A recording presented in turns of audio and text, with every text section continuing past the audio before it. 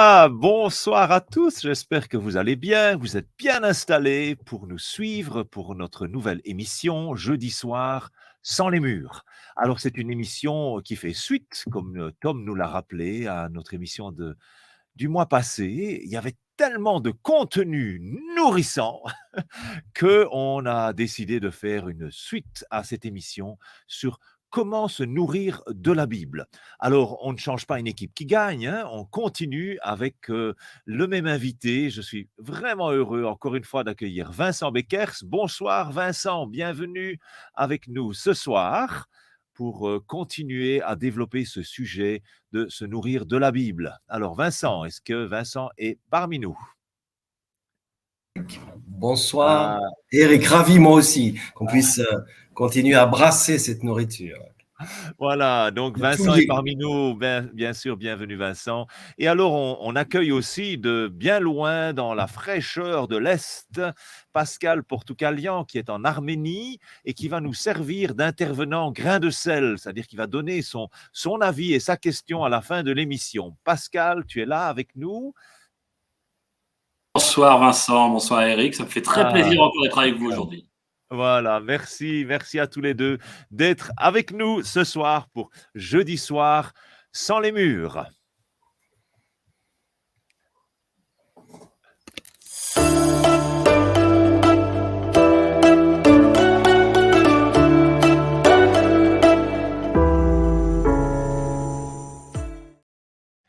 On se nourrit de la Bible, de la parole de Dieu. La fois passée, ensemble, on a réfléchi sur le fait qu'on se nourrit de toute façon, c'est-à-dire on nourrit autant son corps que son esprit. Et on nourrit constamment notre esprit de toutes ces influences que l'on prend de gauche et de droite. Et ces influences viennent nourrir nos pensées, nourrir notre esprit et façonner nos vies. Ce sont ces influences dont on se nourrit qui font qui nous sommes.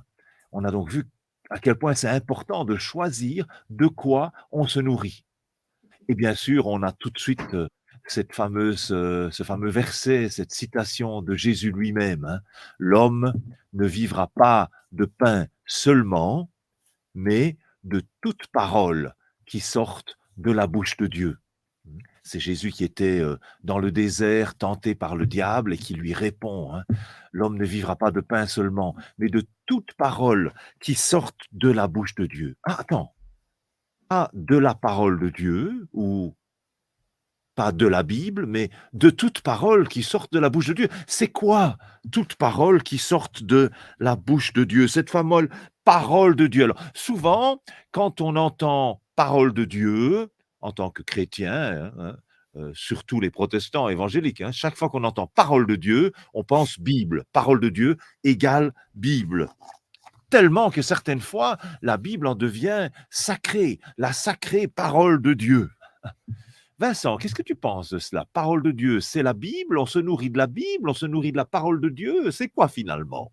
Déjà, c'est intéressant. Alors déjà, rien que dans ce que tu évoques là, plusieurs fois, tu as parlé du mot bouche. Hein, on parle de nourriture, donc cette matière qui est dans la bouche, particulièrement quand on parle de ce verset dans Deutéronome. Quand Jésus cite ça, en effet, c'est une parole du Deutéronome. Alors, ce qui est beau à retenir, je dirais, c'est presque déjà une mini méditation comme ça, se dire cette parole était sur sa langue, cette parole était dans sa bouche, cette parole jaillissait comme quelque chose qui faisait vraiment corps avec lui.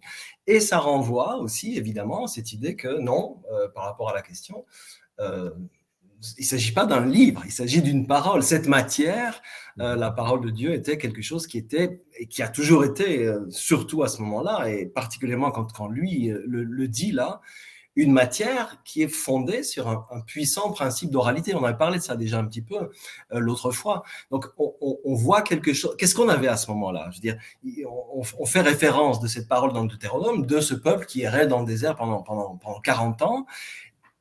Pour eux, c'était quoi la parole de Dieu? C'était cette chose qui prenait vie, hein, je dirais, de bouche à bouche, d'oreille, par ouï dire, on va dire comme ça.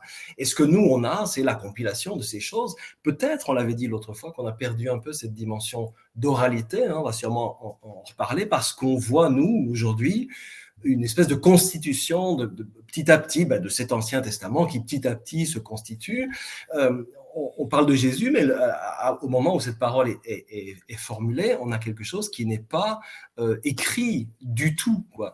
Après, alors, on trouve ça ailleurs, cette idée d'avoir ça dans la bouche, cette idée d'être nourri par cette parole vraiment profondément.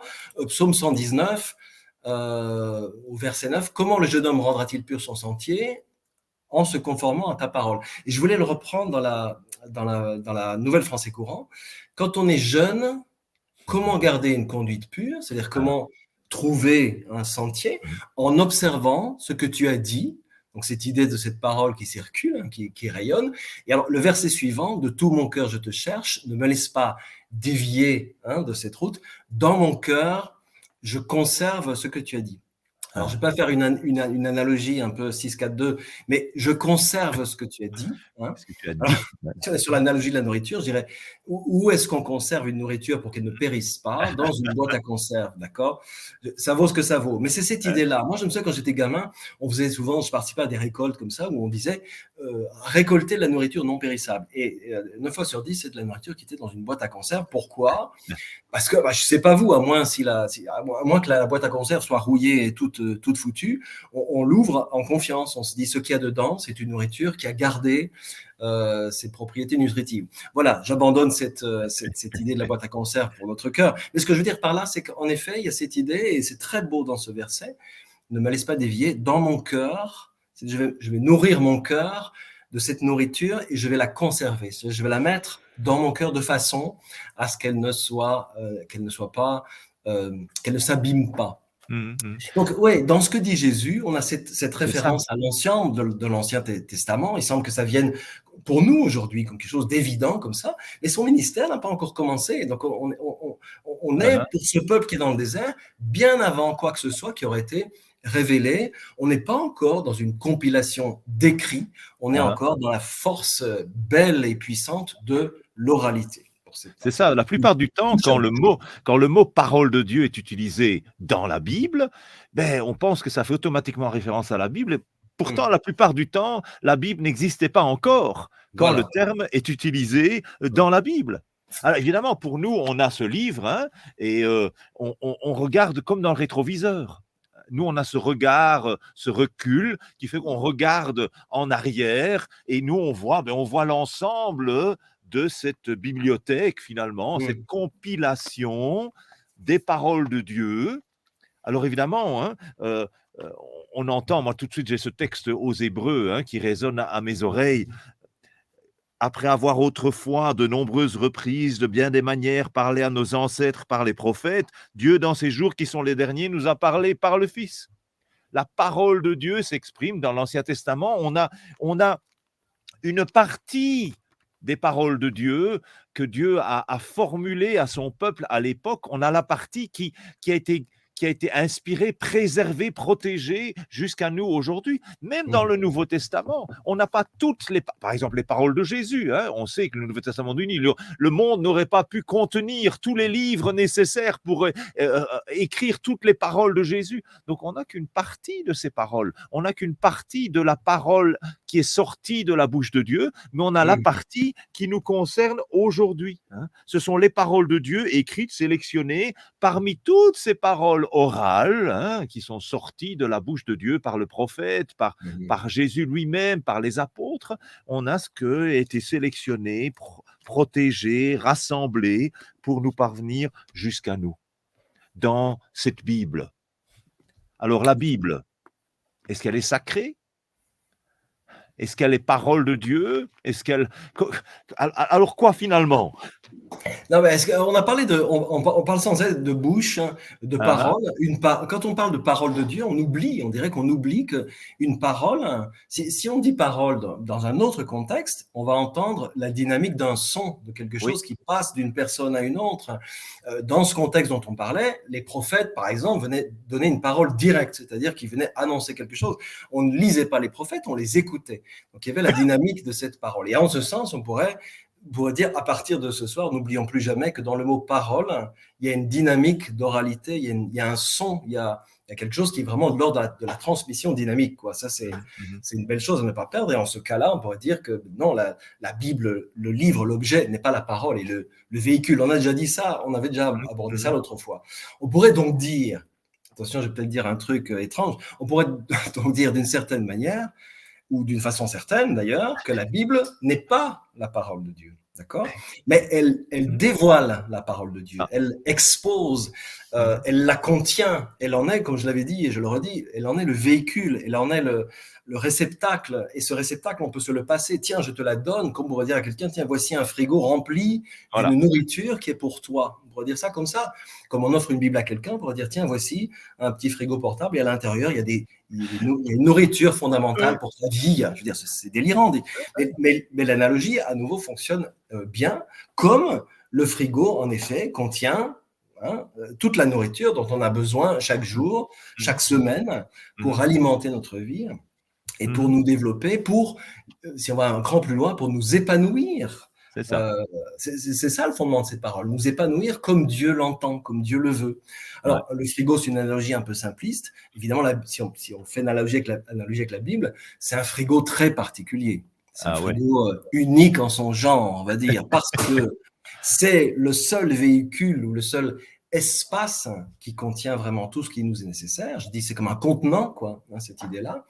Parce qu'on peut découvrir en l'ouvrant, en observant que tout ce qui est nécessaire pour notre vie s'y trouve, ni trop ni trop peu, rien de plus, rien de moins, et surtout, vous savez, on sait tous ça, dans un frigo, il y a même un espèce de pré-découpage, comme ça, au-dessus, on met les choses, en bas, on met les légumes dans le bac, sur le côté, on met le lait, les crèmes fraîches, les machins, au milieu, on met les trucs, au-dessus, on nous dit qu'il y a les zones plus froides, moins froides, plus pour tel ou ceci aliments. Ça, c'est ce que j'appellerais un découpage intelligent de cet espace, un emballage intelligent de cette manière très précise de nous présenter cette nourriture.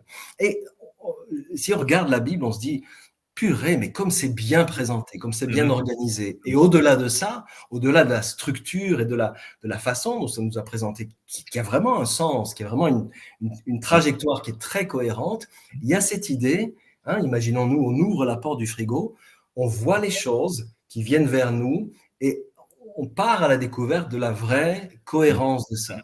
Qui est-ce qui précise ça? Qui est-ce qui emballe ça? Qui est-ce qui dispose ça pour que ça puisse venir vers nous? C'est l'auteur, dans ce frigo de la Bible, dans ce frigo si particulier qu'est la Bible. Il y a une vraie belle inspiration de Dieu qui régule la température de conservation des aliments pour qu'ils nous parviennent exactement. Les mots sont choisis, je veux dire. C'est ça, jusqu'au détail, quoi. C'est pas juste une étagère avec de la nourriture plaf qui est plaquée là comme ça. La manière dont les aliments sont agencés dans ce frigo, si je peux utiliser aussi cette expression de la Bible, la manière dont ils sont découpés, la manière dont ils sont emballés, présentés, en soi, c'est déjà une expression de cette inspiration de Dieu, puisque cette Bible, cette parole est inspirée jusque dans les moindres mots, donc dans la moindre présentation même. C'est extraordinaire, ça. Alors évidemment, de là à dire que c'est un frigo sacré, peut-être que là, on va un petit peu trop loin. En tout cas, c'est un frigo à part. À part, le sens biblique de à part, c'est saint. Ici, voilà, j'ai ma vieille Bible que quand j'étais adolescent, la Sainte Bible, la Sainte Bible. Mais oui, elle est sainte dans le sens, elle est à part, elle est complètement à part. Elle nous porte la parole de Dieu, les paroles qui sortent de la bouche de Dieu pour nous aujourd'hui. Mais ce n'est pas un frigo sacré. Parce que se nourrir de la parole de Dieu, ce n'est pas se nourrir du frigo. Ouais, ce serait pas top, se nourrir d'un frigo. Mais c'est même, et c'est même bien plus que connaître le frigo. C'est comme se nourrir de la parole de Dieu, vivre de la parole de Dieu, c'est beaucoup plus que connaître des choses sur la Bible. Il y a beaucoup de gens qui connaissent des choses sur la Bible, mais qui ne vivent pas en se nourrissant de la parole de Dieu. Et ça nous rappelle un principe fondamental qu'on a mentionné la fois passée, mais on ne le rappelle jamais assez. Ce qui compte, c'est que c'est le message de Dieu pour nos vies. C'est lui, celui qui nous parle. C'est lui qui nous nourrit. Et donc, il nous faut absolument, dans notre démarche d'appropriation de cette nourriture qu'il nous donne, nous rappeler constamment. C'est comme prier avant le repas. C'est la même chose. Avant d'ouvrir la Bible, avant d'aller chercher sa parole, on va lui demander « Parle-nous, Seigneur ». D'où l'intérêt primordial d'avoir la présence de Dieu dans nos vies par son esprit qui communique à notre esprit et qui nous fait reprendre ces paroles à travers ces lignes de la Bible et qui les rend réalistes, réelles, vivantes pour nous aujourd'hui, une nourriture qui nous fait grandir. Ça, c'est la base. Mais il n'y a pas que ça, évidemment, avec tous les aliments qu'on retrouve dans ce frigo de la Bible. Il y a l'idée, mais je pense qu'on avait déjà parlé de ça, si on reprend, on a parlé de ça la fois passée, mais voilà, allons-y, c'est cette idée que on avait évoqué un petit peu, c'est important, s'approcher et découvrir, c'est aussi reconnaître l'origine des aliments. D'où est-ce que ça vient? On l'avait évoqué un peu. Qui l'a façonné? Quelle est son origine? C'est-à-dire qui l'a placé là dans le frigo aussi et pour quel genre de raison? Voilà. L'analogie avec la Bible, ça pourrait te dire, ben là, on y arrive vraiment à quelque chose qui est vraiment important dans un premier temps, dès l'ouverture de ce territoire qui s'ouvre à nous. C'est un territoire nourricier, le contexte historique, géographique, culturel, qui nous aide à identifier les ingrédients dans leur trajectoire, c'est-à-dire ce qui est mis à notre disposition, ça vient pas de nulle part. Les langues sources ne sont pas le flamand et le portugais, c'est l'hébreu, le grec, l'araméen, ça sont des appellations d'origine contrôlée pour ces produits, d'accord? Appellations d'origine protégée, on pourrait même dire. Un fromage du Cantal, je veux dire, si on parle d'une recette, imaginons un fromage du Cantal, s'il est fabriqué en Lettonie et conditionné aux Pays-Bas, c'est un petit peu curieux quand même. Donc, un fromage du Cantal, je veux dire, le Cantal, voilà, le fromage c'est un fromage de lait de vache accru, il y a une façon de le faire. Le Cantal, c'est pas sur le bord de la Méditerranée, c'est dans les montagnes, dans le massif de l'Aubrac. Ça compte tout ça, je veux dire. Pour avoir un goût, on va dire, tiens, j'ai trouvé un Cantal à 2 francs 60 et j'en ai trouvé un autre, un vrai, qui vient de chez un épicier. Voilà, on va développer cette idée-là, évidemment, de la spécialisation, mais d'une façon très simple et en dehors d'une économie. Un fromage du Cantal doit venir du Cantal. C'est vraiment intéressant de savoir ça. Il y a une raison, il y a une culture, il y a un contexte, il y a une façon de faire, et toutes ces choses donnent à cette nourriture un surcroît de richesse. C'est la première étape de chaque bonne recette, revenir à comprendre dans quel contexte on se trouve, quelle est la façon, quelle est la manière, quelle est la culture, quel est l'environnement qui permet de recevoir cette nourriture dans son état originel, c'est-à-dire avec sa plus grande puissance nutritive possiblement. Et c'est essayer, comme les gens pouvaient essayer de le faire, de discerner, comme nous on peut essayer de le faire maintenant, c'est-à-dire discerner quand on reçoit une portion de la parole, quelle était cette parole dans le contexte des gens qui la vivaient à ce moment-là, à l'endroit où la parole nous est donnée, quoi. C'est ça, parce que pour pouvoir s'approprier la parole nous-mêmes, donc on parle bien de ça ce soir, cuisiner la Bible par soi-même, cuisiner la parole de Dieu par soi-même, on a trop souvent tendance à directement faire comme si, je sais pas moi, j'ai écrit l'épître de Paul aux Colossiens, ben moi j'habite Jean Blou, ben c'est comme s'il avait écrit aux Jean Bloutois, directement, quoi. Alors que avant d'essayer de savoir qu'est-ce que ça me dit à moi aujourd'hui, prenons le temps, que je prenne le temps d'aller moi-même faire le trajet jusque dans le texte, dans le contexte, l'histoire, la géographie, la culture de l'époque. D'où viennent ces ingrédients? Qu'est-ce que le texte leur disait à eux à l'époque? Qu'est-ce qu'ils ont ressenti? Qu'est-ce qu'ils ont reçu? Quels étaient leurs questionnements, leurs cheminements? Et à partir de là seulement, je vais pouvoir me demander, oui, mais alors, la parole de Dieu est partie de chez eux et est venue jusque chez moi, jusque chez nous aujourd'hui. Pas toutes, on a vu qu'il y a beaucoup d'autres paroles que les gens ont reçues à l'époque, mais une partie est venue jusqu'à nous aujourd'hui. Et pour pouvoir cuisiner ces ingrédients, je vais devoir me poser la question, mais pourquoi ces ingrédients-là se retrouvent dans mon frigo aujourd'hui? Pourquoi les autres ne sont plus là, mais ça c'est là? Dieu a un but précis pour chacun de ces ingrédients qu'il a mis dans ce frigo qui est toujours disponible pour nous aujourd'hui. Et alors, je vais pouvoir me dire, OK, et maintenant, comment est-ce que je vais prendre ces ingrédients pour les mettre ensemble, les mélanger, Mhm. les préparer pour recevoir la nourriture que Dieu a prévue pour moi ou pour nous, si c'est en groupe, hein, aujourd'hui. Puisqu'ils Voilà.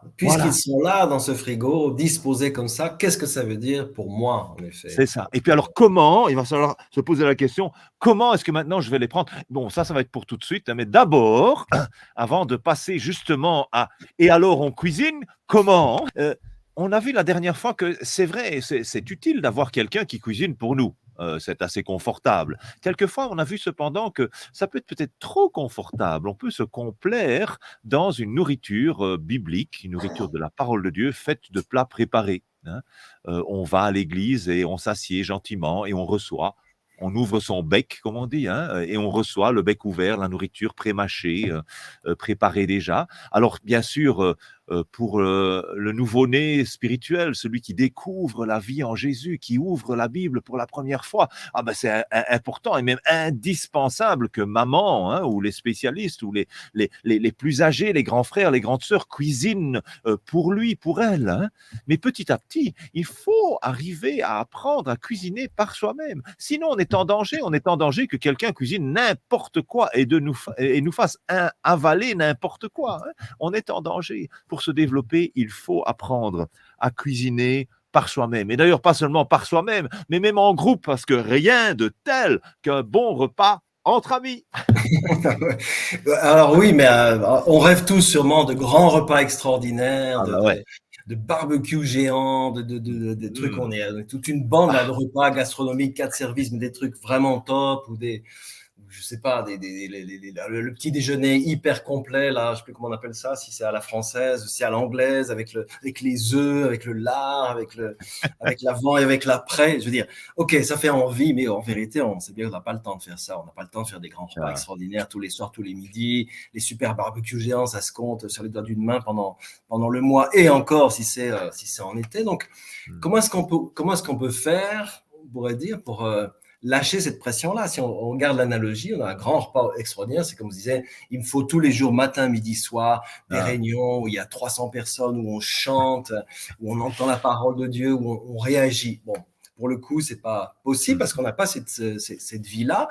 On pourrait dire que c'est pas grave, que c'est ok, c'est pas la peine de se remplir, de se gaver, hein, vraiment, on va pas mourir de faim, il y aura toujours de quoi. Euh, on a parlé du frigo qui est vraiment calibré, il y a vraiment cette idée de cette nourriture est disponible et c'est pas la peine de se gaver. Je veux dire, c'est la qualité qui va d'abord compter. La Mmh. qualité et la façon dont on l'absorbe et la qualité de ce qu'on mange. On a déjà dit l'autre fois et on le redit, on le redira encore ce soir. C'est pas la taille de l'assiette qui va compter, c'est ce qu'il y Mmh a à l'intérieur de mh. l'assiette. Il Mmh faut qu'il y ait cette palette de bonnes choses, de bons nutriments qui répondent à nos besoins. On l'avait dit l'autre fois en réponse, je pense à une question du chat, où se nourrir, c'est répondre aux besoins de notre organisme, ni plus Ouais. ni moins, c'est-à-dire ce qu'il faut pour que nous soyons dans une belle vitalité, nous qui nous sommes. Moins d'industriel, ça on le rêve, moins de transformé, on l'avait dit, plus de frais, plus de local, je sais pas, plus de saison, plus de bio, plus des choses qu'on fait maison. Et en vérité, tout ça n'est pas si compliqué. Si on garde l'analogie, l'industriel, c'est justement ce qui est formaté pour tout le monde, alors que la parole n'est pas formatée pour tout le monde, mais qu'il y a un chemin à faire pour nous vraiment. C'est notre nourriture. On doit trouver à la fois le goût, la saveur et le rythme. Moins de transformer, on l'avait dit, on va le dire encore, c'est cette idée d'apprendre à reconnaître les choses, les identifier. Plus de frais, plus de local, plus de bio, ça pourrait être simplement dire donner une qualité vraie à la relation dans le Mmh. partage de cette parole. Du fait maison, c'est l'idée du partage. Je suis témoin de quelque chose, je suis disciple, Ouais. je porte plus loin quelque chose, je le partage, je donne à manger à ceux que j'aime et qui sont autour de moi. Donc, Ouais. probablement qu'il faut arrêter de faire compliqué quand on peut faire beaucoup Mmh plus simple. Je veux dire, Ouais. on n'a pas toujours le temps, ça c'est vrai. On n'est pas tous des chefs cuisiniers d'abord, hein, ça fait un peu flipper des fois aussi. Et Ouais. puis nos vies sont bien remplies par tant d'autres trucs, le travail, je sais pas, les loisirs. On dit toujours les enfants, on va pas dire de mal de ça, comme si avoir des enfants c'est un bazar qui permet plus de vivre. Au contraire, mais je veux dire, c'est quelque chose qui prend beaucoup de temps Ouais. et beaucoup d'espace. Nourricier aussi, mais autrement. On n'a pas toujours tous les ingrédients non plus pour faire chaque recette. Et ce qui est important, on peut faire simple à quel point? On peut faire simple à quel point? on peut faire sur le pouce. Je veux dire, Ah ouais, voilà, on dit souvent, on fait sur le pouce, on mange sur le ouais. pouce. On dit ça, t'as mangé? Non, j'ai dû manger sur le pouce. Sur le pouce, c'est OK. On fait une boîte à tartines, on mange comme ça en vitesse sur une fesse, comme on dit, sur un coin de table. On le fait vite, mais on le fait quand même, parce que même Ouais, si c'est c'est ça. court, Voilà. il faut se nourrir. Je veux dire, Ouais, ouais, ouais. alors, la Bible sur le pouce, on va dire, ah ouais, mais c'est quoi sur le pouce? Ben, je sais pas, la Bible sur le pouce, c'est de passer un petit moment dans la parole, même sur un coin de table ou sur un coin de fesse, sur un bout de tabouret. Ça peut être aussi, tiens, te dire, je vais prendre ma Bible au petit-déj. Donc, je Voilà. prends mon petit déjeuner, et je vais ouvrir ma Bible, je vais parcourir quelque chose, peut-être juste lire un fragment. Des fois, les gens disent, alors il me faut lire 5 chapitres tous les matins, mais c'est du délire. Non, quelques versets et peut-être se dire, tiens, sur le pouce pour goûter quelque chose et vraiment se nourrir, c'est de se dire, il y a peut-être un mot qui va venir, il y a peut-être une chose qui va m'interpeller, me questionner. C'est l'idée de, petit à petit, comme ça, en mangeant sur le pouce, au final, on peut tracer un parcours quand même. C'est la réalité de nos vies de courir. Hélas, on pourrait dire hélas, mais puisque souvent on manque de temps, n'en faisons pas une espèce de malédiction non nourricière, mais toutes ces petites choses, par exemple, Bible au petit-déj, Bible à midi quand on mange son sandwich, quelques versets, mais peut-être juste un verset, je dirais, est-ce qu'il n'y a pas un mot qui vient vers moi? Sans négliger l'idée que, en effet, je veux dire, jour après jour, semaine après semaine, ce petit-déj sur le pouce, ce petit moment-là, va tracer un parcours. C'est pas la peine d'en faire trop, hein. C'est pas la peine de se dire, alors, 5 fruits et légumes par jour. Je sais pas qui a réussi à tenir ce genre de plan-là. Il y a des gens parfois qui viennent me trouver à la librairie en disant, je voudrais la Bible en un an, mais je flippe de pas y arriver. Ben, je comprends cette idée. Il faut apprendre à se connaître, exactement comme pour la nourriture. C'est pas la peine de se dire, tous les matins, je vais me faire une salade de fruits avec des fruits frais. Il me faut de la mangue et des ananas. Il me faut un yaourt brassé. Il faut un œuf cuit, mollet. Mais on n'aura pas le temps de faire ça. C'est du délire. On peut se dire, tiens, demain matin, je me ferai bien une salade de fruits. Tiens, demain matin, j'ai un bon yaourt là, que je vais aller me chercher, je vais le faire brasser. Et ainsi, on se fait du bien, mais on goûte la chose. C'est pas la peine de se dire, j'ai pas eu mes 5 fruits et légumes par jour.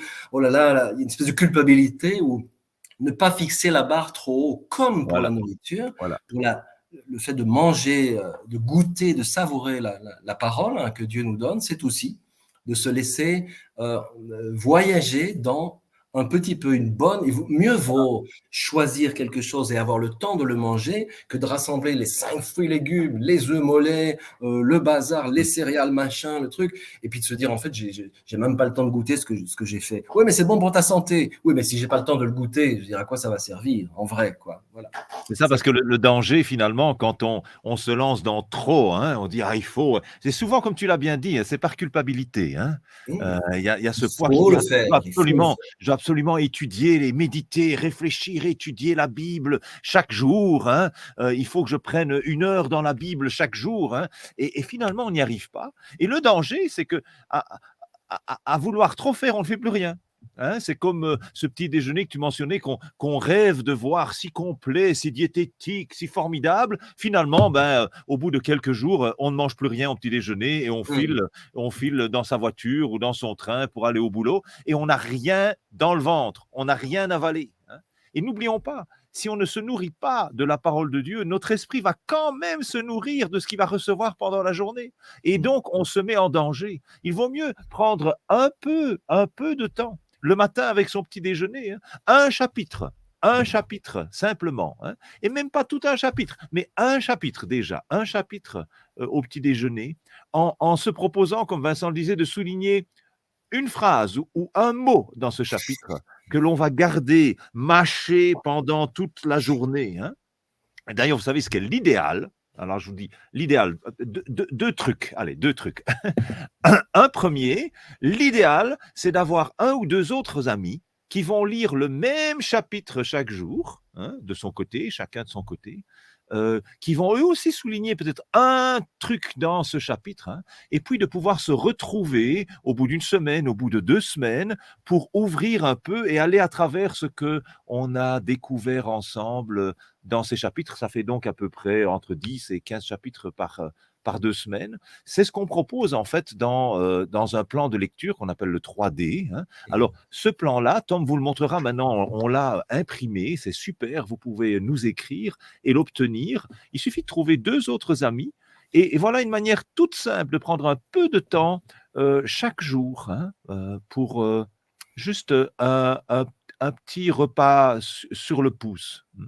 Une autre manière aussi, un autre truc, heu, quelquefois on lit ces chapitres simples, rapides, hein, et puis ça ne nous parle plus parce qu'on lit toujours dans la même version, la même traduction de la Bible. Alors un simple petit truc, hein, c'est comme pour épicer, vous savez des fois on mange le même truc, mais on ajoute une petite épice différente et tout à coup, c'est un goût nouveau, une découverte. Eh bien voilà, une bonne manière de un petit repas sur le pouce, mais prenez une traduction que vous n'avez, jamais utilisée, hein, une nouvelle traduction. Alors ça peut être une vieille traduction, hein, ou une toute nouvelle, peu importe, mais une que vous n'avez pas l'habitude d'utiliser, hein. Et ce chapitre, lisons-le dans une nouvelle traduction et vous allez voir que tout à coup, oh! On va découvrir, des ingrédients, des saveurs que l'on ne soupçonnait pas. Allez, peut-être encore un dernier petit truc. Une cure. Vous savez qu'on propose autour de nous de faire du mois de février la tournée minérale. Et moi, je vous propose une autre tournée, un mois, pas février, ça marche pas avec février. On choisit un mois en 31 jours et on se fait une cure de proverbes. Voilà, 31 jours, un proverbe par jour. Simplement, on lit le proverbe, c'est un chapitre, ça prend quelques minutes, peut-être 15 minutes à tout casser, hein. On va lire ce chapitre et demander à Dieu, montre-moi une chose que je vais retenir pendant la journée, hein. Ce petit repas sur le pouce, hein, va nous permettre de tenir, hein, de tenir. Mais, Vincent, quelquefois, moi, franchement, j'ai même pas le temps pour un repas sur le pouce. Je sais, j'en suis pas fier, hein. Mais non, mais J'en non, suis mais pas non. fier, mais il y a des fois, c'est la réalité de la vie. Des fois, c'est pendant une période de la vie, hein. Je suis en voyage, j'ai un truc prévu et pendant peut-être 2 jours, 3 jours, vraiment et je me sens mal. Je me dis: «Mince», tu vois? Je me culpabilise et puis je faiblis, hein, je faiblis. Si j'ai pas le temps, peut-être je suis sur la route, j'ai pas le temps de manger, rien du tout, je me sens plus faible, hein. J'aurais bien besoin d'un petit coup de boost. Alors tu as pas un petit conseil pour ces moments un petit peu de fringales? Ben, pour les fringales, c'est comme pour les sportifs, hein. C'est pour éviter la fringale, qu'est-ce qu'il faut emporter Ouais. dans son sac à dos? Des barres vitaminées. Alors, qu'est-ce que c'est les Ah! barres vitaminées? C'est en fait, c'est ce que tu disais tout à l'heure, on n'a pas le temps. Donc, en fait, ce qui risque d'arriver, c'est on trouvera toujours de la nourriture sur le chemin, hein, ça c'est sûr. Voilà. Donc, on mange pas son petit-déj, on prend pas le temps même de savourer quelques aliments vraiment nourriciers et on va attraper à la station de métro un Mars, une connerie comme ça, enfin un truc voilà, qui va juste nous épuiser. La barre vitaminée, on dirait que c'est bien, et c'est bien, c'est ce qu'on conseille aux sportifs de faire. Qu'est-ce que c'est une barre vitaminée? Mais on le sait tous un peu, on le voit à la caisse du supermarché, des fois, là, au moment de sortir, ah tiens, je vais me prendre ça, ça donne bonne conscience, je vais me faire du bien, tu sais, je vais me faire un boost d'énergie, parce qu'il paraît que ça, comme les boissons énergisantes, enfin, il y a un côté, voilà. Une barre vitaminée, c'est une barre qui est souvent composé avec des céréales, c'est mélangé avec d'autres ingrédients, un peu caramel, chocolat, machin. Haute teneur en calories, c'est pour vraiment pour éviter le coup de barre. Je voudrais juste dire, le seul truc, alors c'est très bien, le seul truc, c'est que les barres vitaminées, c'est pas une nourriture pérenne, parce que son principe, c'est justement de donner un boost. Donc sur le coup, on se dit, alors non seulement pour le sentiment de culpabilité, là, on l'envoie au plafond, c'est justement disparu, on mange, on se fait du bien, je mange sain. Pourra-t-on se dire, hein, je suis en train de manger une barre vitaminée, c'est comme les sportifs, tu vois.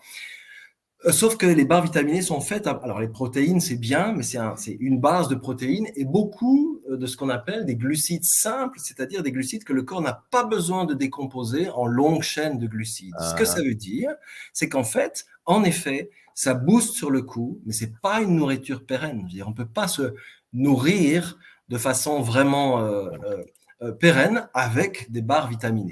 Il y a cette idée-là qui serait peut-être là. C'est comme on dirait un boost qui va pas se fixer. C'est pas quelque chose qui va en effet nous prendre trop. Si je reviens à l'analogie avec la Bible, c'est comme un flash biblique, tu vois, pour nous faire réfléchir. Mais on peut pas se nourrir que de ça. On peut pas se nourrir que de flash, que de choses qui viennent comme ça. On avait parlé de ça l'autre fois avec des petits shots comme ça, qu'on ramasse sur les réseaux, sur le téléphone, en disant, ah, moi j'ai ma barre vitaminée tous les jours. Oui et non. C'est-à-dire oui, parce qu'en effet, ça contient des choses qui nous empêchent le coup de mou. Ça, c'est une belle chose. C'est souvent avec des aliments, dans la plupart des cas, espérons-le, avec des aliments enfin, des composants de qualité. Mais c'est pas une nourriture pérenne. On va parler de ça sur le rythme aussi de lecture. C'est ça, hein. Et donc, c'est quand même chouette de pouvoir, de temps en temps, hein, profiter de le verset du jour, par exemple. Voilà. Hein, il y a quantité d'applications, de sites très chouettes. Bon, on a Top Chrétien, on a YouVersion, on a plusieurs applications où chaque jour, on reçoit comme ça une pensée. Alors évidemment, ici, attention, on parle de cuisiner par soi-même. Donc, on ne parle pas d'une pensée avec toute une explication qui nous dit déjà en avance tout ce que ça veut dire et tout ce que ça, hein, tout ce qu'il va falloir faire avec dans sa vie. Non, mais juste comme ça, ce shot, hein, où je pense à certaines cartes. Bon, là, Biblion a édité Antidote, hein, ce jeu de cartes. Et puis, il y a d'autres cartes qui existent, hein, comme ça, où moi, on m'a offert une petite boîte ronde, là, avec chaque jour une petite carte avec un petit verset. Hein. C'est chouette même de la garder à vue quelque part. Et comme ça, on a cette respiration, hein, ce petit coup de fraîcheur comme ça, qui nous fait du bien, évidemment. Mais attention, hein, attention effectivement à se dire, finalement, tant que j'ai mon petit verset du jour, hein, comme ça, le matin, alors tout va bien, je peux tenir. Mais on ne vit pas, on ne tient pas avec des barres vitaminées, en effet. Et même, je vois un danger parce qu'on a ces versets, ces petits coups de boost complètement déconnectés de leur contexte. Tu te souviens, Vincent, tout à l'heure, on a partagé du besoin de l'utilité d'aller voir l'origine des aliments, d'aller voir le contexte, voilà. Et là, alors là, on n'y est pas du tout. Là, on a juste le truc situé complètement en dehors de tout. Et moi, je vois certaines fois, d'ailleurs, moi-même, je dois avouer, je suis tombé un peu dans le panneau. Hein, tu vois, je prends ce texte, j'ai un verset complètement hors du contexte, et c'est comme si j'avais cette petite prophétie instantanée sur ma vie. Il y a sûrement une raison pour laquelle ce verset-là arrive dans ma vie, complètement hors contexte. Alors, je ne dis pas peut-être que Dieu va se servir de ça, mais si c'est la seule chose, si c'est la seule nourriture que j'ai de la parole de Dieu pour moi, il y a un grand danger d'y voir une prophétie comme un message magique de Dieu complètement en dehors du contexte. Hein.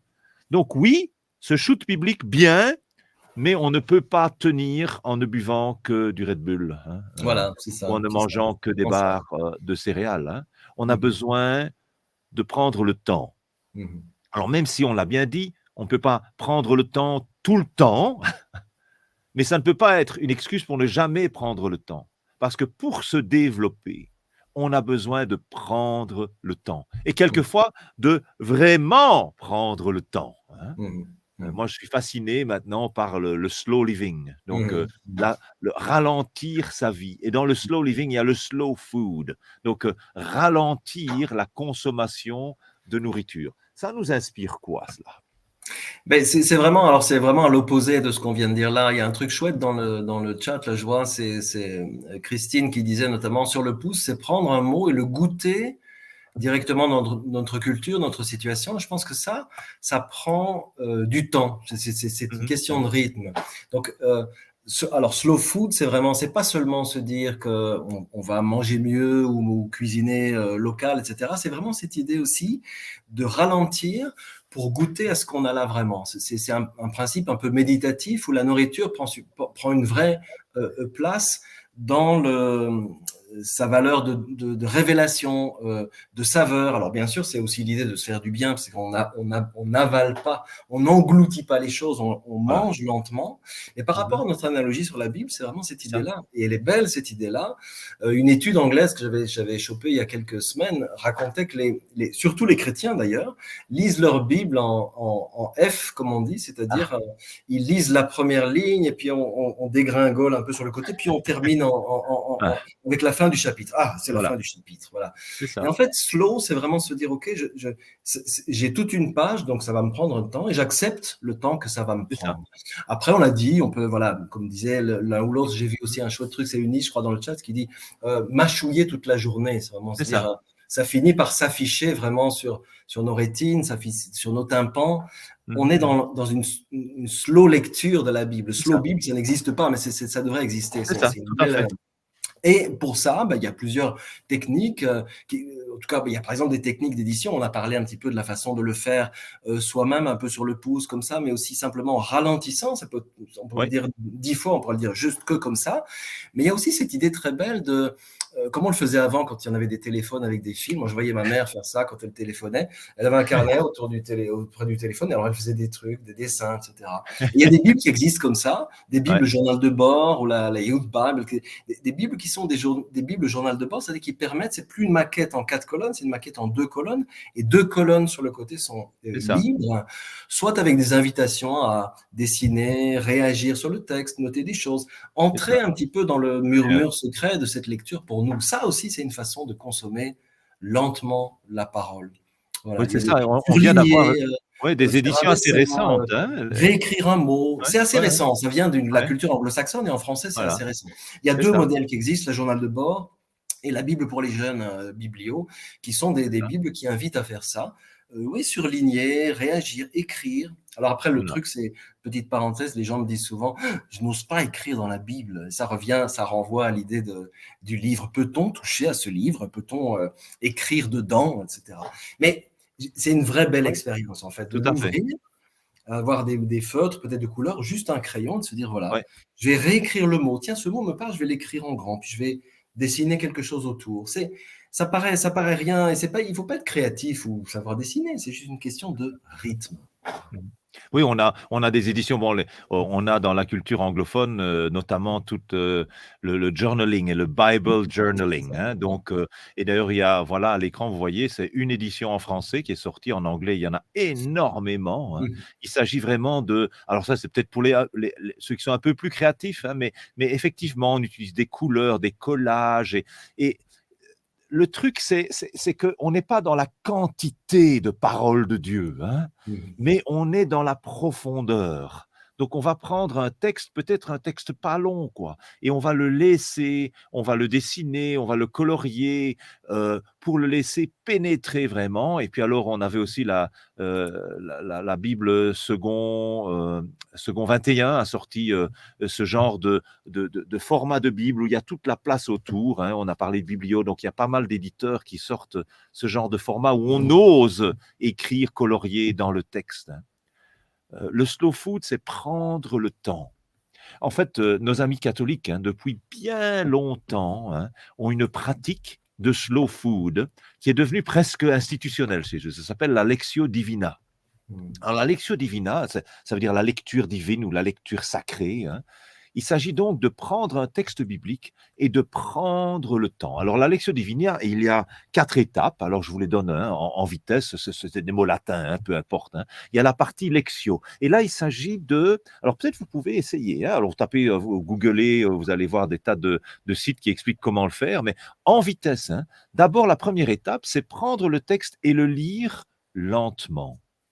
Prendre le temps de lire le texte lentement, peut-être même plusieurs fois. Le lire comme si c'était la première fois qu'on le lisait. Alors, il ne s'agit pas de le lire en F, hein, comme Vincent l'a expliqué, hein, mais vraiment de prendre le temps. La deuxième étape, méditation, évidemment, hein, c'est des mots qu'on comprend sans les connaître, hein. Ça s'agit de méditer sur le texte, de le laisser résonner, de prendre le temps, peut-être de laisser un mot, une expression ressortir du texte, le mot ou l'expression qui résonne avec ma vie aujourd'hui. Et peut-être de le dire, de le sortir, ce mot-là, de l'exprimer verbalement. Alors c'est un exercice de la Lectio Divina qui peut se faire seul, mais qui est formidable à vivre dans un petit groupe. On lit lentement le texte, on le laisse résonner avec nos vies jusqu'à ce qu'il y ait une chose que l'on retient et que l'on exprime. Enfin vient l'oratio, hein. C'est l'oratio, c'est, hein, je parle à Dieu.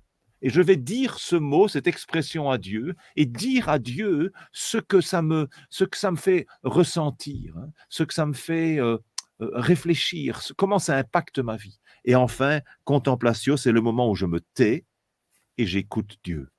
Qu'est-ce que tu veux de moi avec ce texte? Enfin voilà, la Lectio Divina, il y a encore d'autres méthodes, hein, mais chaque fois, on prend le temps et on redécouvre. Alors c'est intéressant qu'en prenant le temps, il y a souvent il y a souvent l'idée de revenir à l'expression verbale, hein, à l'utilisation de sa bouche pour mâcher le texte en le disant, hein, en sortant les mots verbalement, enfin oralement, quoi. Je trouve que, en fait, souvent, enfin, on n'entend pas souvent la parole de Dieu, hein. On la lit, on la médite, mais cette idée qu'elle sorte, hein, qu'elle sorte.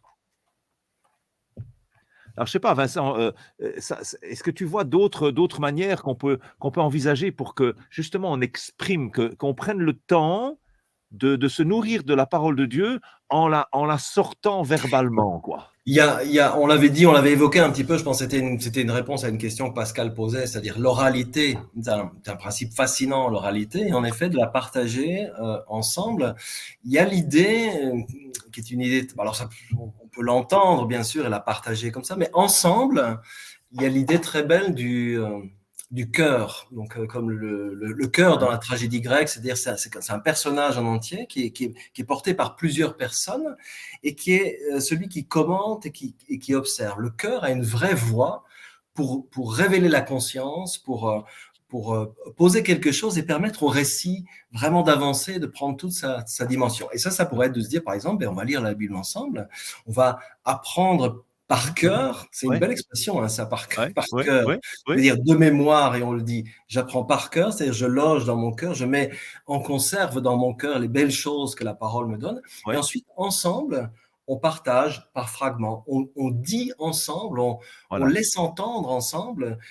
Par exemple, un passage, on va se le partager de Ouais, mémoire et le ouais, faire circuler comme ça. Vraiment, je le conseille à chacun, c'est un exercice magnifique, ça a la force du cœur, hein, c'est comme le ça. cœur de la tragédie antique qui révèle la force du récit en observant, en commentant, et comme le disent certains dans le chat, en mettant ça en écho à notre Voilà. réalité. C'est-à-dire quand j'entends les autres dire la parole, ça Oui, résonne sur ma vie c'est aussi, ça. évidemment. Dire le texte, hein, Mm. dire la parole de Dieu, hein, Oui. comme par exemple prier la parole de Dieu, hein, Mm.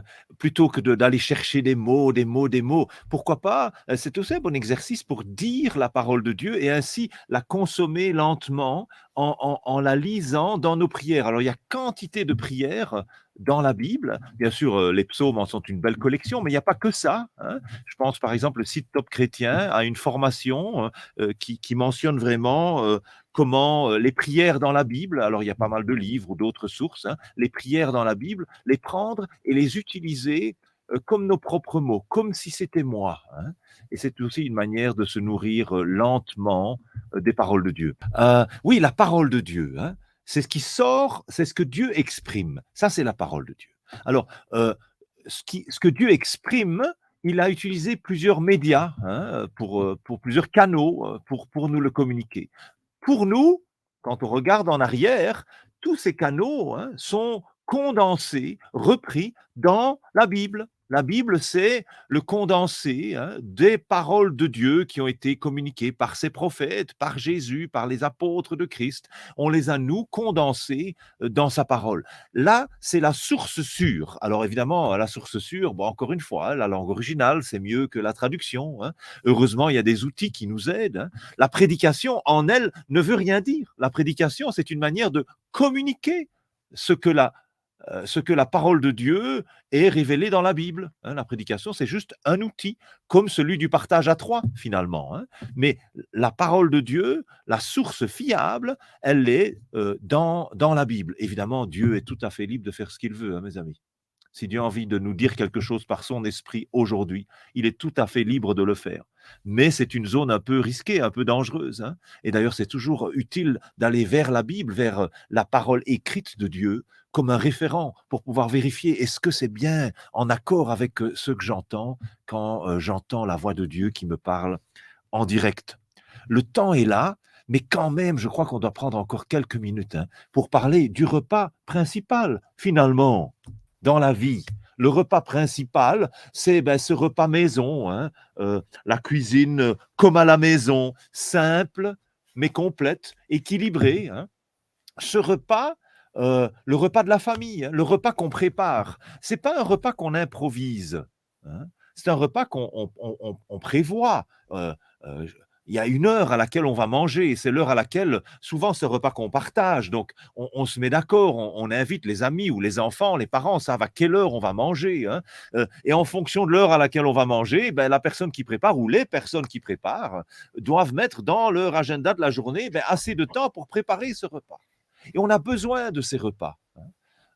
Ces repas sont planifiés, préparés, hein. On a préparé, on a fait les courses, on a préparé, on sait quels ingrédients on va utiliser. Quelquefois, on n'a pas le temps, mais quand même, on va voir dans le frigo ce qu'il y a et on arrange quelque chose, mais ça prend du temps. Ça demande de prendre du temps. Alors, c'est vrai que on a des vies mouvementées, on a aussi des saisons dans la vie différentes et c'est pas toujours possible de faire ce genre de repas biblique tous les jours.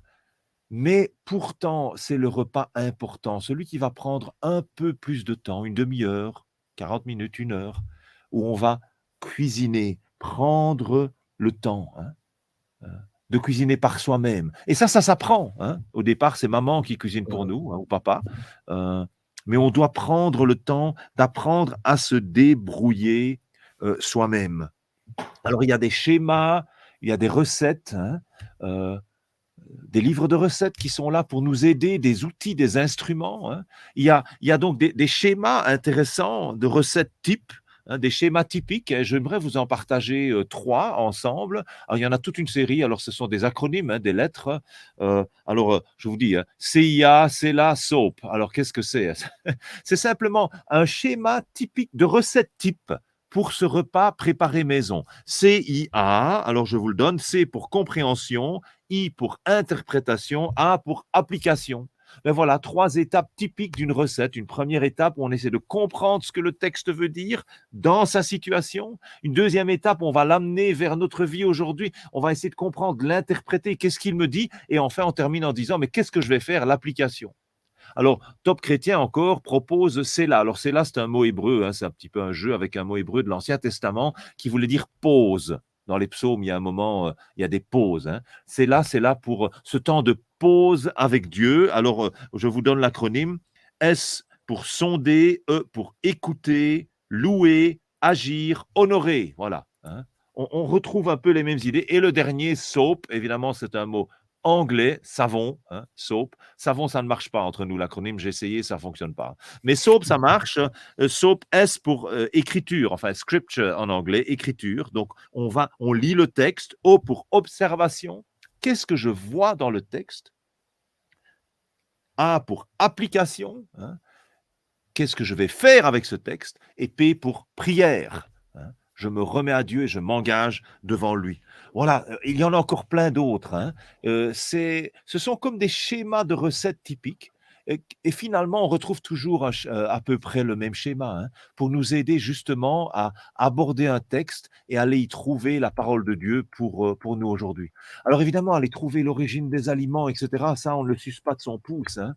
Mais il y a de très bons ouvrages, de bons sites, de bonnes applications, hein, je pense. Alors, il y a un super site que je vous propose d'aller voir, le Bible Project. Plusieurs le connaissent déjà, hein. Bible Project, vous allez trouver toute une série de vidéos introductives à chaque livre de la Bible. Alors, c'est vraiment intéressant. Par exemple, je vais lire le livre de, je ne sais pas, de Jacques ou du Deutéronome. Alors, il y aura une petite vidéo de quelques minutes, des fois un petit peu rapide, je l'avoue, hein, mais une vidéo qui va donc nous introduire, nous donner des idées du contexte, de la culture, de l'histoire, hein. Alors, il y a aussi un autre outil formidable, ce sont les applications, hein, pour le téléphone, mais aussi pour l'ordinateur ou la tablette. Parmi les deux les plus utilisés, on a Olivetree, donc c'est une application de la Bible où on trouve justement des différentes versions. On va trouver la Bible, on va trouver le Nouveau Testament en grec, l'Ancien Testament en hébreu avec des dictionnaires, hein. Et bien sûr, un des plus connus, c'est l'application Logos, hein. Ça aussi, donc allez chercher. En général, une partie est gratuite et vous pouvez commencer à l'explorer. Mais alors, évidemment, on vous demande d'acheter d'autres livres. Allez aussi jeter un coup d'œil dans une librairie biblique. Vous allez trouver d'autres outils sur la culture, sur l'histoire, qui vont venir comme ça nous aider à cuisiner la Bible par soi-même. Alors, un petit conseil, hein, n'allez pas tout de suite voir un commentaire. C'est-à-dire quelqu'un qui va dire, en fait, ce texte, voilà ce que ça veut dire. Faites d'abord l'effort par vous-même. Faites l'effort, hein. Et si vous êtes en groupe, ne demandez pas d'abord au pasteur, mais pasteur, qu'est-ce que ça veut dire ce texte? Attendez, essayez d'abord de chercher par vous-même. D'ailleurs, Vincent, les pasteurs, dans tout ça, les professionnels, leur rôle, c'est quoi? Et on pourrait dire, alors, c'est une vaste question, on va pas avoir le temps, hein, malheureusement, mais c'est un petit peu comme pour la cuisine. Je veux dire, le chef cuistot, celui qui tient la cuisine, le cuisinier professionnel, on va dire, on pourrait vraiment considérer que si c'est un spécialiste, c'est avant tout un passeur, c'est-à-dire celui qui va permettre que la chose arrive jusqu'à nous. Au lieu de manger quelque chose qui est tout préparé à l'avance, et d'amener au groupe qui est là rassemblé autour de la table quelque chose de tout préparé, on pourrait imaginer que c'est quelqu'un justement qui va penser à organiser ou des ateliers de cuisine, ou proposer un thème, qu'on mettra comme analogie à proposer un texte, ouvrir, on vient au début, ouvrir le frigo avec ceux qui sont là et donner un petit peu d'arrière-plan, un peu d'éclairage à ça, expliquer ce qui s'y passe, inviter chacun à se saisir des ingrédients qu'il y trouve pour finalement apprendre à les cuisiner. Il y a quelque chose qui est très beau dans ce rôle-là, si on dit que c'est un passeur, celui qui enseigne, mais au sens quasi initiatique du terme. Il y a quelque chose qui se passe au niveau de l'échange, quelque chose qui crée du sens. Il est comme, on dirait, le médiateur entre l'aliment et celui qui le reçoit. Il est cet artisan qui transforme et qui met à la portée de ceux qui vont manger tout un univers de sensorialité et quelque chose de très concret, qui donne de la confiance. On apprend à reconnaître, on apprend à goûter soi-même, à donner un nom aux choses, et ça, c'est l'apprentissage que l'on fait vraiment petit à petit. C'est un rôle qui est vraiment beau, qui est doté de sens, vraiment, c'est ce geste-là du passage, celui qui cuisine, doit s'appuyer vraiment sur cette idée de la générosité, être porté par un surplus d'énergie qui est de l'ordre du don, on va dire. Il est un médiateur, un passeur, il dévoile un plaisir inattendu, il va en donnant les explications, en donnant l'éclairage et en laissant toute la responsabilité et la confiance à ceux qui mangent, sublimer des saveurs et des textures par la force d'un rituel, d'une histoire, d'un contexte, et aussi par honnêteté, je dirais, et respect de la nourriture qu'il transmet. Alors, il y a beaucoup de choses à dire, mais dans l'absolu, c'est un beau rôle, vraiment. Oui, c'est ça. Et pour moi, le rêve, personnellement, en tout cas comme pasteur, pour moi, le rêve, ce n'est pas de finalement avoir toute une masse de clients qui ont vraiment besoin de moi. Je suis tellement un chef coq, un chef cuisine qui est tellement bon qu'on va toujours venir, mais plutôt d'arriver à accueillir et à rassembler les uns et les autres pour communiquer, faciliter et apprendre à cuisiner. Pour moi, le rêve du pasteur, c'est que les fidèles dont il s'occupe puissent apprendre à cuisiner par eux-mêmes. Et même plus, en fait, c'est comme quand on cuisine. Plus on cuisine, allez, mon rêve serait que chacun de nous cuisine par lui-même et prenne tellement goût à cela que finalement, on cuisine toujours plus. On a envie de prendre toujours plus de temps pour préparer mieux, pour être de plus en plus fin. Et finalement, on s'approche petit à petit d'une sorte de cuisine gastronomique parce que on dit ben non, là, je veux prendre vraiment un temps à part. Pas seulement une demi-heure ou une heure. Tiens, pourquoi pas une fois, allez, pourquoi pas même se dire je vais prendre une journée. Ou même à plusieurs se dire, et si, moi j'ai fait ça avec mon collègue, et si on prenait 2 jours, 3 jours ensemble, où on va méditer la parole et puis la laisser pénétrer en nous, puis revenir dessus, et puis en discuter, et puis la relire et revenir, et ainsi on fait ce repas formidable. Et là aussi, alors, on a d'autres spécialistes qui peuvent intervenir, et je pense aux écoles bibliques, aux écoles de théologie qui peuvent venir pour former certains à l'accompagnement, pour nous apprendre les uns les autres à toujours mieux cuisiner. Mais on n'oublie pas que le but de tout ça, c'est pas la cuisine. Le but du repas, c'est pas la contemplation devant le repas. D'ailleurs, on sait que certains repas gastronomiques sont tellement gastronomiques qu'ils en deviennent immangeables. Et moi, je pense à certains certaines publications théologiques sont tellement théologiques que finalement, on ne les digère pas, c'est devenu indigeste. Hein. Parce que finalement, le but du repas, c'est de nous faire grandir, c'est de nous faire nous développer toujours plus à l'image de Jésus. Ça, c'est le but du repas. Wow, Vincent, le temps passe. Il y a tellement de choses. Alors, on va être franc, Vincent, franc avec nos amis. On avait encore d'autres choses à dire et d'autres choses à partager. Mais le temps court trop vite. Alors, on arrive tout doucement, on doit arriver au bout de notre émission. Hein. Bon, on va pas arriver totalement au bout sans d'abord laisser la place à Pascal pour son grain de sel. Alors, Pascal, une remarque, une réflexion, une question sur ce que tu as entendu ce soir. Est-ce que ça t'a donné faim?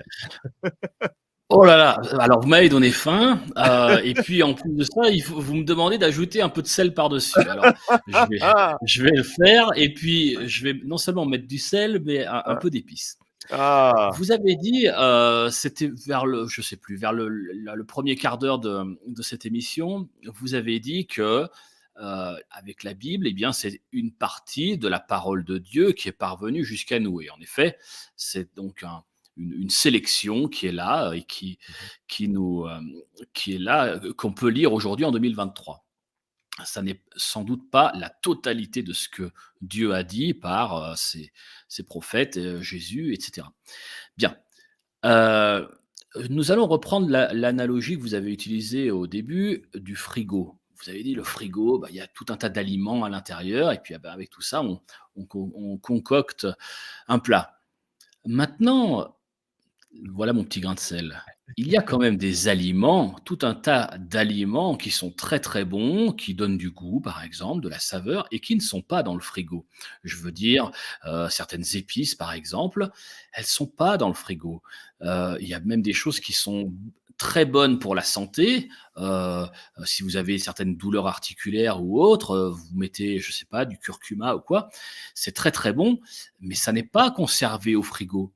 Est-ce que ça signifierait que peut-être Dieu aurait gardé sous le coude certaines choses qui sont malgré tout très très bonnes pour nous, mais qu'il n'a pas fait figurer dans sa parole, ou du moins dans la parole qu'il nous a transmise?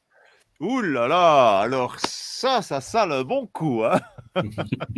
Vincent, tu en penses quoi? Enfin, je sais pas, moi, voilà, allons, faisons une tentative. Hein, belle chose, non, très très belle chose. C'est un super beau grain de sel. Il y a une belle volée d'épices, en effet.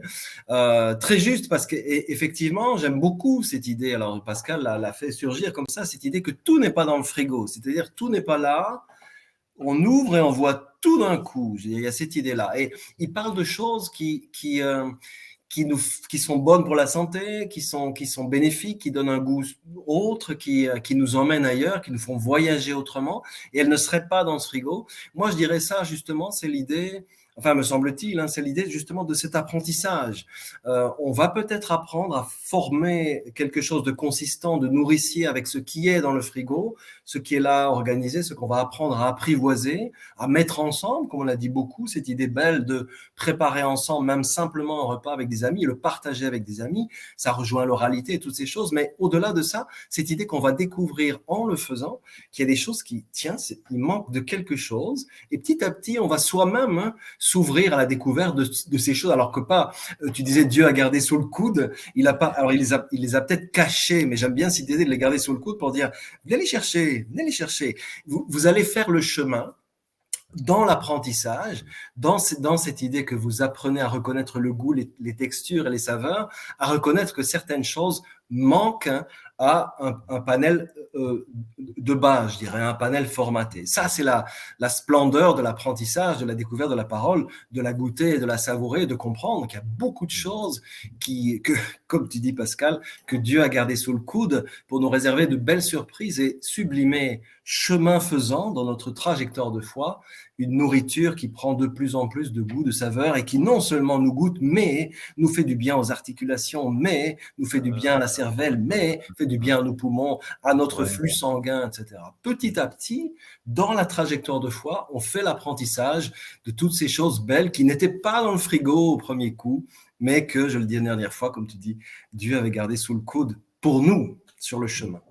Ouais, moi je pense aussi, ça me fait aussi penser, Pascal, à certaines fois quand je Mmh. goûte certaines saveurs dans la parole de Dieu écrite, heu et puis que je me tourne vers hors de sa parole, hein, la création, par exemple, la nature, je vais retrouver les mêmes saveurs ou je vais retrouver quelque chose qui a un peu le même genre de goût et me rendre compte qu'en fait, Dieu est là et il dit quelque chose aussi, hein. Alors, c'est peut-être pas aussi clair et structuré que dans le frigo de la Bible, hein, mais il y a le même quelquefois le même goût, mais le même goût avec une autre petite épice ou avec quelque chose et ça va donner une sorte d'amplitude, hein, à cette palette de saveurs. Bien sûr, si maintenant je ne regarde que à l'extérieur, je risque de me mettre en danger, hein, évidemment, et de me tromper. Mais en même temps, ça peut comme ça ouvrir tellement d'autres perspectives, quoi, je trouve. Une espèce Voilà, de d'apprentissage de l'émerveillement, comme d'apprendre voilà, à c'est ça, cuisiner avec des épices, avec des choses c'est qui ne ça. sont pas dans le frigo, en effet, des choses qu'on découvre et qu'on cueille sur le chemin. Est-ce que ça ne nous amène pas aussi tout simplement à l'humilité de reconnaître que Dieu n'est pas limité dans sa Voilà, manière de nous parler, hein? L'Esprit parle Magnifique. tantôt d'une manière, tantôt d'une autre, voilà, tantôt par la Bible, ouais, tantôt par une épice extérieure, c'est ça, tout à fait, une feuille d'arbre, un enfant, une Mmh. c'est grand-mère. ça.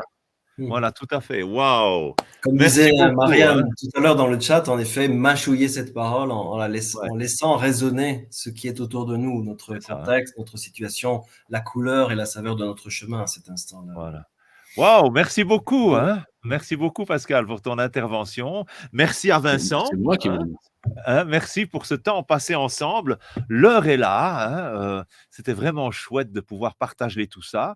On va, bientôt laisser la place une dernière fois à Tom, peut-être pour donner encore, quelques réactions de la chat room et pouvoir, clôturer, conclure ce temps ensemble. Avant de laisser la place à Tom, il me reste, ben, à vous dire merci, hein. Merci de nous avoir rejoints ce soir et à vous inviter à vous inscrire et à revenir, nous retrouver le mois prochain. Ce sera le 9 mars. Alors le 9 mars, j'accueillerai Daniel Lichty. On va parler d'un sujet totalement différent. On va parler de l'appel de Dieu en Jésus qui nous envoie vers l'autre. Donc un appel à sortir de chez nous pour aller rencontrer l'autre. Mais quelquefois, dans la parole de Dieu, justement, on nous invite aussi à recevoir l'autre, à l'accueillir, hein, à l'inviter. Alors, missionnel vers l'extérieur ou attractionnel vers l'intérieur? L'un ou l'autre? À quoi est-ce que nous sommes appelés en tant qu'Église, mais aussi en tant que personne? Peut-être un peu des 2 d'ailleurs. Donc on va réfléchir à ça et discuter de ça le mois prochain, le 9 mars, jeudi soir, sans les murs, avec Daniel Lichty. Alors Daniel Lichty est, il est plein de choses, Daniel, mais notamment en charge de cours de théologie à la faculté de Vaux-sur-Seine. Et il sera là avec moi dans un mois. Alors voilà, merci encore de nous avoir rejoints.